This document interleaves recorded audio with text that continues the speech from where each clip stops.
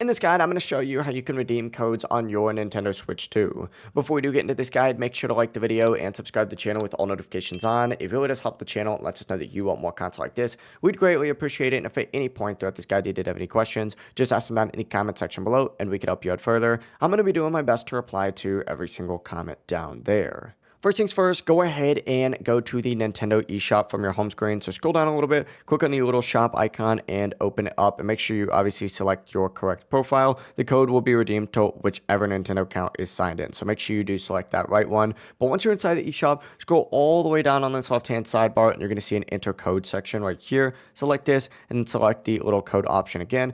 And every Nintendo code is going to be about 16 characters long. There's some exceptions, so just keep that in mind, but this can include Nintendo eShop gift cards, Nintendo Switch Online membership stuff, the full game or download codes, DLC, or any other redeemable content. So just type in your 16-character code carefully. After entering it, hit the plus button or just select confirm. It's really up to you. And if the code is valid, you'll see a confirmation screen showing you what you're redeeming. Confirm that redemption and the content will now be added to your account. If it's a game, it'll start downloading pretty much immediately to your console, but that is it. Your code should now be successfully redeemed on your Nintendo Switch 2. If this guide did help you out, make sure to like the video and subscribe to the channel with all notifications on. It really does help the channel. Lets us know that you want more content like this. We'd greatly appreciate it. And if at any point throughout this guide you did have any questions, just ask them down in the comment section below and we can help you out further. Have a great rest of your day though. Peace.